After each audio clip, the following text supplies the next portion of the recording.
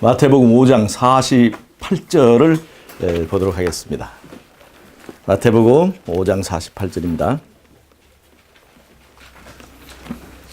찾으신 분 크게 읽어주세요. 마태복음 5장 48절입니다.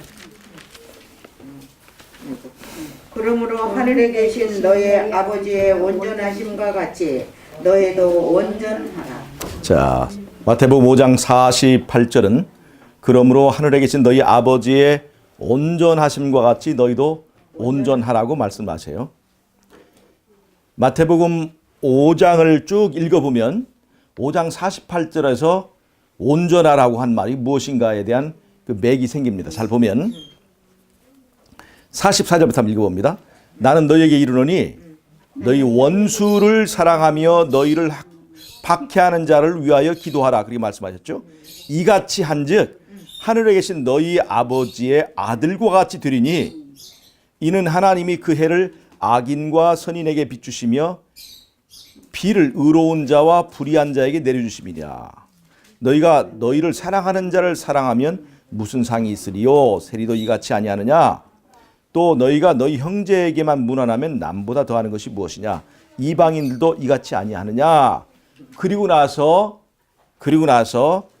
하늘에 계신 너희 아버지 온전하심과 같이 너희도 온전하라. 그렇게 말씀하셔요. 즉 이 말은 무슨 말이냐면 너희들에게 잘하는 사람에게만 잘하지 말고 너희들을 미워하는 자들도 사랑하는 사람이 되어야 하나님이 온전하신 것처럼 너희도 온전하다고 말할 수 있다. 그렇게 얘기를 하는 거예요. 그래요. 그런데 이 말을 다른 말로 바꾸면 45절에 이같이 한즉 하늘에 계신 너희 아버지의 아들이 되리니 그 말이에요. 이게 다른 말로 하면 이같이 해야만이 즉 하나님이 온전하신 것처럼 너희도 온전하다고 하는 것은 하나님이 아버지 가지고 너희는 아들같이 된다 이 말이에요. 아멘. 다른 말로 하면 즉 아버지와 아들이 부전자전이 된다 이 말이에요. 즉 하나님이 온전하신 것처럼 너희도 온전하라 이 말은 하나님과 너희가 부전자전이 되어라 이 말이에요.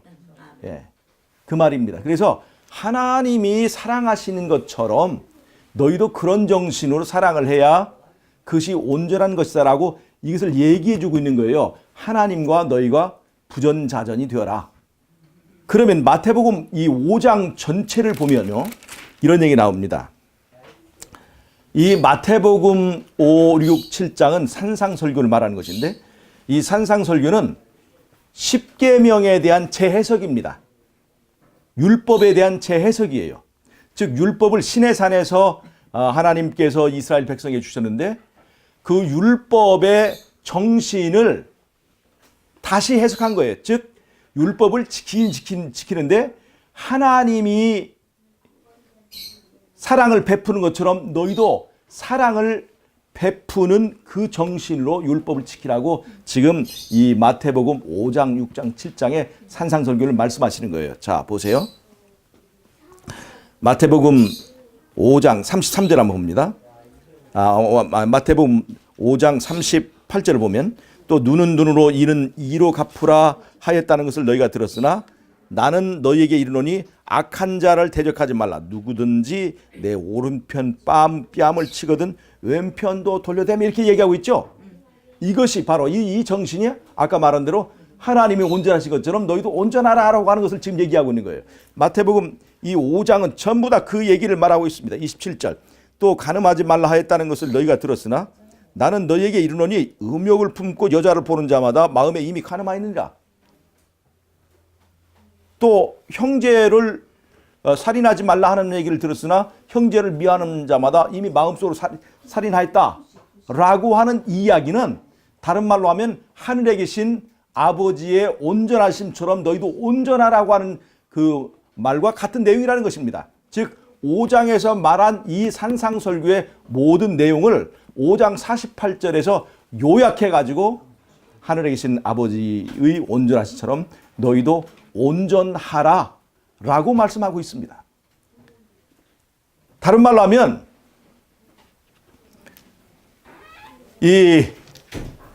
잘 보세요. 예수님이 하나님의 아들이죠. 하나님의 아들이죠. 그러면 예수님이 하나님의 아들이에요. 그럼 하나님은 아버지십니다. 아버지 하나님과 예수님은 부전자전 맞습니까? 그럼 예수님의 삶은 하나님이 온전하신 것처럼 예수님도 온전한 삶을 살았죠. 그 예수님의 삶의 표준이 바로 뭐냐면 이 산상설교예요. 이 산상설교는 바로 예수님의 삶의 표준을 말해주는 것입니다.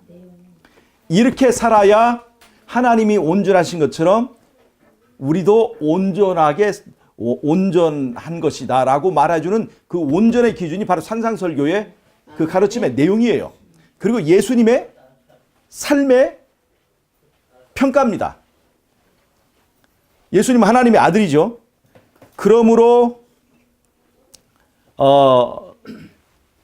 여기 아까 마태복음 5장 45절에 이같이 한즉 하늘에 계신 너희 아버지의 아들이 되리라 하는 얘기가 하나님이 온전하신 것처럼 너희도 온전하라. 바로 아들이니까 그렇게 하라는 얘기예요. 아들이니까 하나님의 아들인 것처럼 사는 것이 바로 온전함이라 이 말이에요. 그것이 바로 산상설교의 전체 내용을 말하고 있습니다. 그냥 살인하지 않았다고 하는 외형적인 것으로 율법을 지켰다 생각하지 마라. 그건 온전한 것이 아니다는 거죠. 예수님이 사랑한 것처럼 우리도 사랑하고 하나님 아버지가 사랑한 것처럼 우리도 그렇게 사랑을 하는 삶이 이루어져야 그것이 바로 온전이라는 것을 이 산상설교는 말해주고 있어요. 아멘.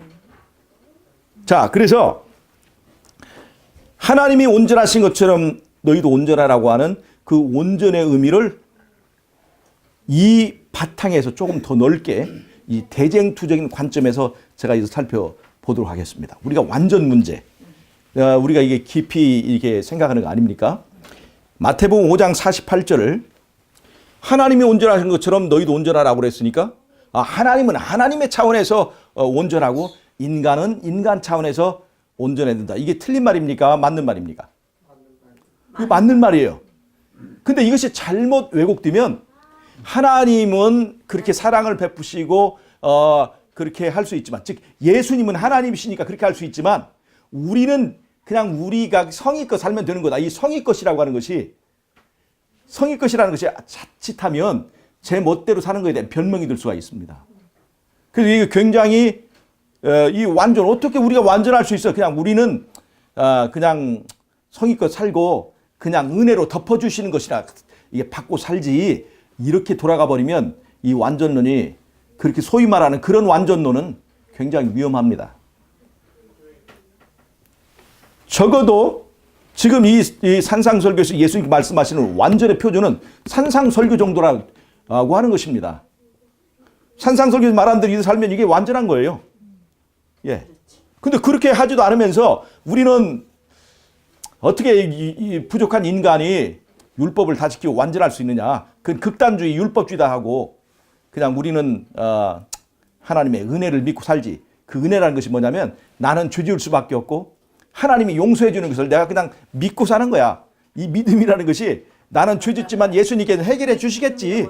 나는 죄 짓지만 예수님이 해결해 주시겠지. 이렇게 그 하는 것이라고 한다면 이것은 커다란 이 완전에 대한 오해라고 하는 것입니다. 그래서 제가 오늘 그 문제를 자세하게 한 설명을 좀 하도록 하겠습니다. 완전이라고 하는 것은요, 흠 없음입니다. 흠 없음. 흠 없음의 문제가 어디서부터 시작됐냐면 하늘에서부터 시작됐습니다. 사단이 예수님이 통치하시는 하나님 나라에 대해서 도전할 때 하나님의 뭐에 대해서 흠을 잡았어요? 율법에 대해서. 율법이 뭐예요? 이 율법은 바로 예수님께서 통치하시는 방법이잖아요. 예수님의 통치하시는 방법인 율법에 대해서 흠을 잡았습니다. 그리고 이 율법은 흠이 있어서 지킬 수가 없다. 그리고 율법을 지킬 수 없는 율법을 강요하시는 하나님은 독재자다. 자기만 위하는 왕이다 이 말이에요. 자기만 위하는 왕. 그리고 영광만 받고 자기 백성을 노예로 이제 다스리는 그런 왕이다라고 이제 사단은 공격했습니다. 즉 하나님은 통치자로서, 예수님은 통치자로서 흠이 있다 없다? 아니 사단은 예수님은 통치자로서 흠이 있다는 거예요. 그래서 흠이 있기 때문에 왕의 자리에서 내려와야 된다는 겁니다. 예수님을 끌어내고 나도 하나님같이 될 수 있다 라고 하는 그 사상을 가지고 결국 누가 가려는 거예요? 사단이 그 예수님의 자리에 가려고 하는 것이 바로 사단의 도전이었어요. 즉 흠을 잡는 거예요. 하나님의 율법에 대해서 흠을 잡고 그 율법의 폐지와 율법의 변개를 요구하는 것이 바로 사단이 하늘에서 시작한 일입니다. 자, 그래서 예수님은 하나님이 흠이 없다. 예수님의 통치에는 흠이 없다고 하는 것을 입증하셔야 되는 거예요. 그것을 위해서 예수님이 이 땅에 오신 겁니다. 잘 보세요. 예. 율법은 자, 이 하나님의 품성을 나타내는 것은 공의와 자비의 측면이 있습니다. 자비. 율법이 공의를 대변하죠. 또 반대편에는 자비가 있습니다.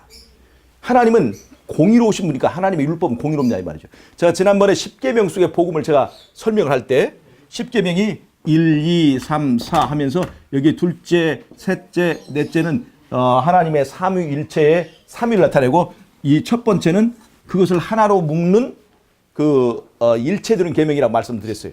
즉 나 외에 다른 신을 섬기지 말라고 하는 계명은 그 아래 둘째 계명, 셋째 계명, 넷째 계명을 다 포함하는 거라 이 말이에요. 즉 우상을 만들지 말라, 그 다음에 여호와 이름을 망령되이 일컫지 말라, 안식일을 기억하여 거룩히 지키라고 하는 말을 다른 말로 하면 나 외에 다른 신을 섬기지 말라는 거예요. 즉 첫째 계명 속에 둘째, 셋째, 넷째가 다 포함되어 있습니다. 그리고 십계명에 다섯 번째, 열 번째가 짝이고 여섯 번째와 아홉 번째가 짝이고 일곱 번째가 여덟 번째가 짝이라고 제가 지난번에 설명을 드렸어요. 그것을 말하면 이제 시간이 길어지니까. 그 다음에 다섯 번째 부모 계명은 여기 세 번째 계명이다 짝이 되고 이제 여섯 번째 계명 육체 생명을 보호하는 살인하지 말라는 계명에 그것은 여기 하나님은 영이시다에 적용되고 그 다음에 간음하지 말라는 계명은 부부관계 계명은 안식일 계명과 연결돼서 이 세 개의 쌍이 저쪽에 있는 세 개의 계명과 연결되고 그 세 개의 계명은 나 외에 다른 신을 섬기지 말라는 계명 속에 포함되어서 십계명 속에 우리가 알지 못하는 균형과 알지 못하는 그림이 들어있다는 걸 제가 말씀을 드렸어요. 이 말은 무슨 말이냐면 십계명을 다른 말로 표현하면 이게 촛대로 제가 표현할 수 있다 말씀드렸죠. 여기에 첫 번째 계명, 둘째 계명, 셋째 계명, 넷째 계명. 여기에 두 번째 계명 속에 여섯 번째와 아홉 번째, 세 번째 계명 속에 다섯 번째와 열 번째, 그다음 네 번째, 일곱 번째와 여덟 번째와 이렇게 짝이 되면서 십계명이 촛대로 표현해 볼 때 기가 막힌 균형이 있다는 것을 말해주고 있어요. 십계명 속에 기가 막힌 그림이 들어있다는 것을 보여주고 있어요. 그럼 이런 구조가 있는데 여기다가 한 계명을 더 집어넣거나 한 계명을 빼면 이런 그림이 다 사라져 버린다는 거예요. 즉 손댈 수 없이 흠 하나 잡을 수 없이 완벽한 균형을 가지고 있다는 것을 우리가 알 수 있다는 거예요. 자, 이 보세요. 이게 정사각형이라면 네 개의 변이 똑같아야 됩니다. 이 네 개의 변이 똑같은 그 길이를 가져야 돼요. 정사각형. 그 다음에 정사각형은 네 개의 각이 똑같아야 돼요. 각이. 이 네 개의 변 중에서 하나의 길이를 1cm만 줄여도 이건 정사각형이 아니에요. 다 틀어져 버립니다. 다 틀어져 버려요. 즉, 이 정사각형이 어디에 있냐면 성소 안에 번제단이 바로 정사각형입니다. 지성소가 정사각형이에요. 지성소가. 이 정사각형은 바로 조금도 치우침이 없는 흠 없는 하나님의 율법, 하나님의 공의를 나타냅니다. 조금 더 치우침이 없어요. 이 말은 하나님이 어떤 사람은 잘 살게 하고 어떤 사람은 못 살게 하고, 악인에게는 해를 비추지 않고 의인에만 해를 비추고 그런 것이 아니라 하나님은 아주 공평하고 모든 사람들이 함께 살게 하는 그러한 율법이라고 하는 그러한 율법으로 통치하신다는 것을 보여주고 있습니다. 그 번제라는 바로 율법이에요. 그 율법 위에다가 제물을 드리죠. 즉 번제단 위에 제물을 드리죠. 그것은 다른 말로 하면 율법의 요구에 그 제물을 드리는 것을 말하는 거예요. 그래서 번제단은 정사각형이고 그 다음에 율법이 들어있는 지성소도 정사각형입니다. 그래서 하나님의 공의, 조금 더 치우침이 없는 하나님의 공의는 율법 속에 들어있습니다. 즉 율법은 흠이 없어요. 그런데 하나님은 독재자야. 자기를 위하여, 자기 욕심을 위하여 이 율법을 가지고 사람을 노예를 만든다 하는 것이 사단의 주장이거든요. 또 인간이 선악과를 따먹을 때 그 선악과 따먹는 저 죄인을 죽이는 하나님을 봐라. 얼마나 잔인하고 독재적인 것이냐. 자비가 없는 하나님. 그렇게 공격을 했던 거예요. 그런데 이 하나님의 자비의 정신을 가장 잘 드러낸 사건이 어떤 사건이냐면 어떤 사건일까요? 갈바리에서 십자가. 하나님이 자기 아들을 온 우주보다 더 귀한 자신의 독생자를 이 죄인을 위하여 바치는 것을 온 세상에 보여주신 거예요. 즉 십자가에서 하나님은 율법을 통해서 우리를 노예로 삼는 것이 아니라 자기 자신의 아들을 바쳐서 우리를 자유롭게 해주는, 그래서 하나님의 통치는 자기를 위한 통치가 아니라 사심이 없고 자기를 버린 통치라고 하는 것을 십자가에서 보여주셨습니다. 그것을 입증하는 것이 뭐냐면 예수님의 성육신이에요. 성육신. 예수님이 이 땅에 오셔서 하나님의 통치에 흠이 없다는 것을 보여주셨어요. 맞습니까? 예수님의 삶을 통해서 그 독생자를 보내주신 하나님은 독재자가 아니라 자비하신 하나님이다. 예수님의 삶을 통해서 율법은 지킬 수 있다는 것을 입증하셨고, 그것이 얼마나 균형지고 아름다운 이 품성을 만들어냈는가를 예수님의 삶을 통해서 입증하게 되었습니다. 그러니까 이 대쟁적 관점에서 하나님의 그 완전을 말한다면 하나님 측에서 완전은 예수님의 성육신을 통해서 완벽하게 입증이 되었습니다. 즉 하나님은 통치자이시니까 하나님이 완전해야 된다는 것은 통치의 방법인 율법이 완전해야 되고, 또 통치하시는 하나님의 품성이 완벽하게 자비로워야 되는 것인데, 바로 그것이 예수님의 성육신으로 입증이 되셨다는 것입니다. 자, 그러면 하나님의 온전한 것처럼 그럼 우리도 온전해야 되는데 우리와 하나님은 역할이 다르죠. 하나님은 통치하시는 분이고 우리 사람은 이제 그 백성이잖아요. 그 백성의 의무는 뭐냐면 하나님의 율법에 순종하는 거예요. 즉 우리의 온전은 어디에서 나타나야 되냐면 그 율법에 대한 순종에서 나타나야 된다는 것입니다. 율법에 순종해야 되는데 눈가림만 하는 순종이 아니라 아까 말한 대로 이 산상설교에서 말한 대로 하나님의 온전하신처럼 우리가 온전하게 순종하려면 어떻게 돼요? 마음으로 살인하지 손으로 살인하지 않았더라도 마음으로 미워하면 그것이 살인한 것과 똑같은 그런 기준을 가지고 마음속에서도 형제를 미워하는 마음조차 없을 정도의 그런 순종을 해야 된다는 것입니다.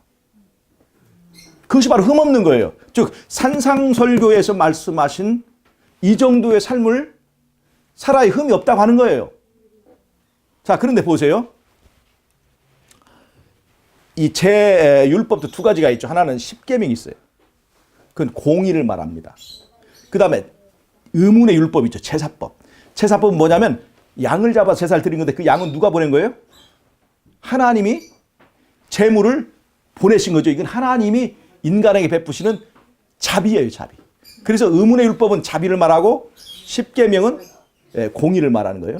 자, 하나님이 율법이 균형지고 율법이 흠이 없고 율법이 치우침이 없을 뿐만 아니라 하나님은 자신의 독생자를 바쳐서 그 자비를 입증하셨습니다.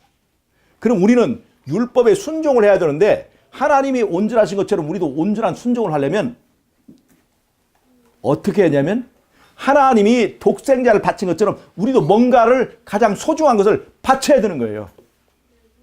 그게 뭘까요? 그게 바로 자기 사랑하는 마음, 자아예요. 내 마음 속에서 왕노릇하고 있는 하나님에게는 예수님이 가장 소중한 것처럼 내 마음 속에는 뭐가 가장 소중하냐면 이 자기 중심적인 자아, 내 안에서 왕노릇하고 있는 이 자아를 하나님께 드려야 되는 거예요. 자, 하나님은 율법을 통해서 우리를 통치하시고 우리는 율법에 순종함으로 완전해질 수 있어요. 하나님은 독생자를 바쳐서 온전하시다면 우리는 뭘 바쳐야 돼요? 내 마음속에 있는 자아를 드려야 되는 거예요. 그래야만이 내 마음속에 자아를 드려야 그 하나님의 독생자를 받을 수가 있어요. 잘 보세요. 내가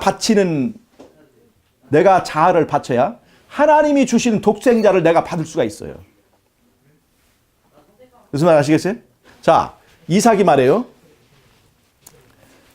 아브라함에게 하나님께서 이삭을 바치라라고 말씀했죠. 이삭의 독생자를 바치라고 그랬죠. 아니, 아브라함의 독생자. 그러니까 아브라함에게 가장 소중한 것은 자기 생명이 아니라 자식인 거예요. 이삭. 바로 이삭은 아브라함의 자아를 대표하고 있는 거예요. 자, 하나님이 아브라함에게 이삭을 바치라고 그랬어요. 근데 아브라함 이삭을 바쳤어요, 안 바쳤어요? 제단에다 묶고 칼로 찔렀죠. 아브라함의 마음으로 이게 한 거예요. 근데 그것을 누가 막았어요? 천사가 막았어요. 그리고 뒤를 돌아보니까 뭐가 있어요? 수풀에 뿔이 걸린 양 한 마리가 있었어요. 그래서 이삭이 죽어야 될 자리에 그 양을 잡아서 제사를 드렸습니다. 그 양이 누굽니까? 예수님을 말하는 거예요. 예수님을. 아브라함은 이삭을 바치는 그 날에 예수를 믿는다는 것의 의미가 뭔가를 깨달은 거예요. 즉 아브라함이 이삭을 바치듯이 내 자아를 못 박아서 바치지 않고는 절대로 예수님을 받을 수가 없다는 것을 보여주는 것입니다. 즉 하나님은 율법이 흠이 없어야 될 뿐만 아니라 자신의 독생자를 바침으로 그분이 온전해진 거예요. 만약에 하나님이 이렇게 흠없는 율법만 주시고 독생자를 주지 않으셨더라면 하나님은 온전할 수 있을까요? 하나님은 온전할 수 없습니다. 자기를 위한 통치를 하는 거예요. 근데 하나님께서 율법을 주실 뿐만 아니라 자신의 독생자를 바침으로 하나님의 통치는 자기를 위한 통치가 아니라 우리를 위한 통치라는 것을 분명하게 보여주신 거예요. 그래서 그렇게 해서 그분은 온전할 수 있었던 거예요. 하나님은. 그럼 하나님이 온전하신 것처럼 우리도 온전하려면 뭐를 순종해야 돼요? 흠없는 율법에 순종해야 돼요. 근데 흠없는 율법에 순종하기 전에 우리는 뭐를 바쳐야 돼요?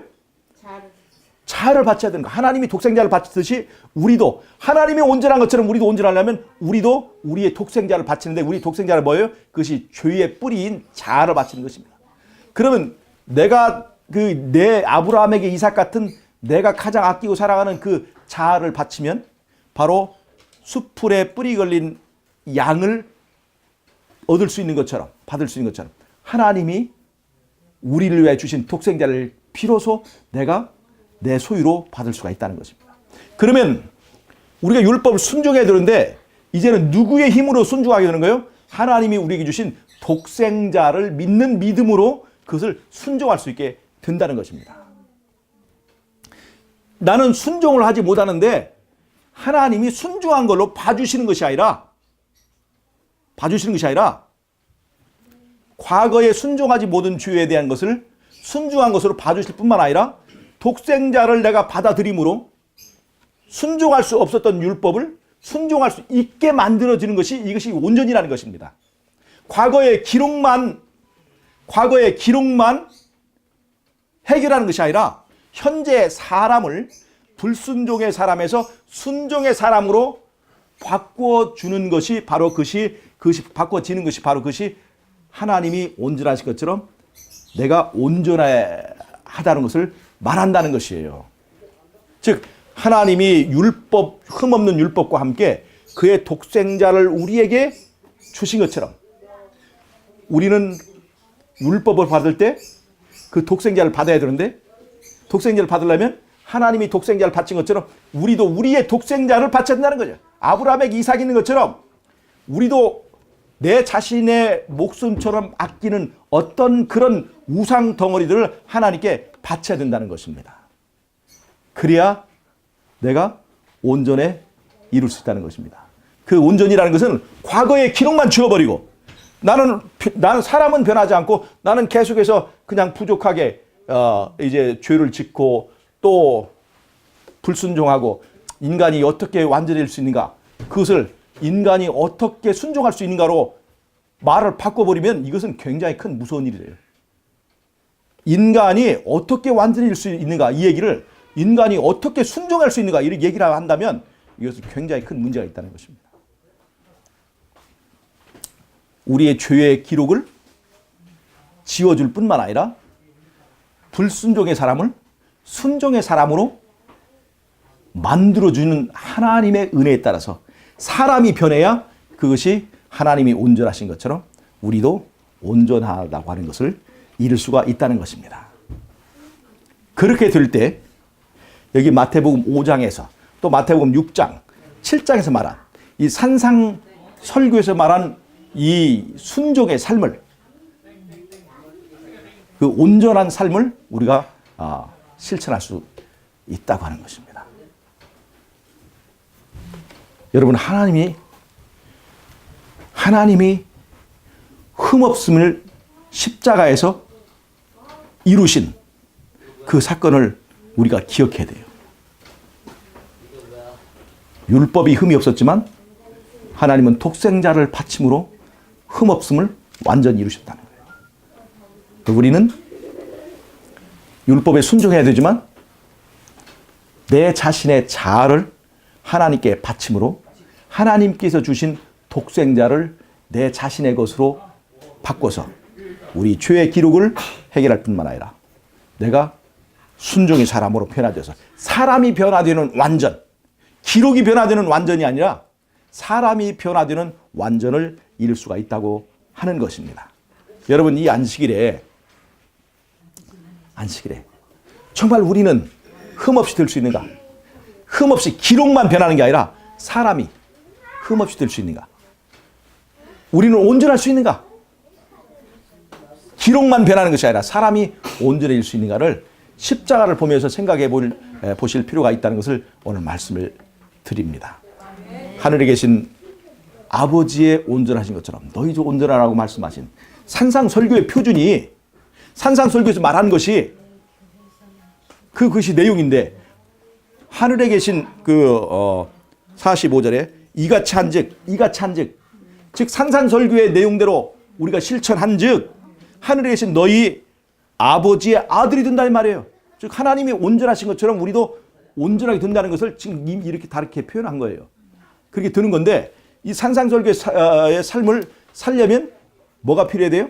이것을 하게 해주는 분이 필요하다는 거예요. 내 삶에. 그것이 누구예요? 하나님이 주신 독생자를 받는 겁니다. 하나님이 주신 독생자를 받으려면 내가 어떻게 해야 돼요? 내가 내 이삭을 바쳐야 돼요. 내 독생자를 바쳐야 돼요. 내가 가장 아끼는 것을 바쳐야 됩니다. 그것이 바로 내 안에 있는 자아라고 하는 거예요. 그 자아를 바침을 통해서 산상설교의 내용을 우리가 실천하는 그 삶을 살 수가 있다는 것입니다. 여러분, 14만 4천은, 계시록 14장에 나오는 14만 4천은 이 산상설교에 말한 표준에 도달했을까요? 안 했을까요? 도달했어요. 그래야 14만 4천인 거예요. 네. 우리는 그 경지에 도달할 수 있을까요? 없을까요? 할 수 있어요. 산상설교에서 말한 삶대로. 할 수 있으니까 버리면 되지. 어떻게 하면? 이삭을. 할 수 있는 거죠. 버리고. 예. 예수 그리스도를 통해서 그렇게 될 수 있다고 하는 거예요. 아멘. 하나님은 용서할 뿐이고 우리는 죄 지을 수밖에 없다. 이거는 아닌 거예요. 그건 아니요. 그렇게 말하는 완전론은 아주 잘못된 것입니다. 인간으로서 어떻게 완전해질 수 있는가? 그렇게 말하면 안 돼요. 하나님은 하나님 역할에서 완전히 있고 인간은 인간의 역할에서 완전히 있는데 인간의 역할은 바로 순종이라는 겁니다. 율법에 대한 순종이에요. 누구를 통해서? 예수님을 통해서 우리가 순종하는 것이라는 것을 말씀드립니다. 산상설교의 삶이 정말로 내 삶에 실현되고 그것이 가능하다는 것을 입증하는 것이 마지막 때 하나님의 성도들의 중요한 역할이고 또 해야 될 의무라고 하는 것을 생각하면서 오늘의 말씀을 마치도록 하겠습니다. 네. 감사합니다. 예, 기도하고 마치겠습니다. 하나님 우리 아버지, 우리가 불순종의 사람이지만 주님께서 우리에게 주신 독생자를 통해서 하나님 온전하신 것처럼 우리도 온전할 수 있다고 가르쳐 주시고 우리에게 방법을 주신 하나님의 은혜를 감사합니다. 오늘 십자가에 우리의 가장 사랑하는 아브라함에게 이삭과 같은 우리의 마음속의 자아를 하나님께 드려서 하나님이 우리에게 주신 선물 독생자를 우리의 것으로 삼아서 예수님의 은혜로 변화된 사람이 되고 그 믿음을 통해서 우리가 죄로부터 자유롭게 되는 그런 온전한 삶을 살 수 있도록 축복해 주시기를 예수님의 이름으로 기도합나이다. 아멘.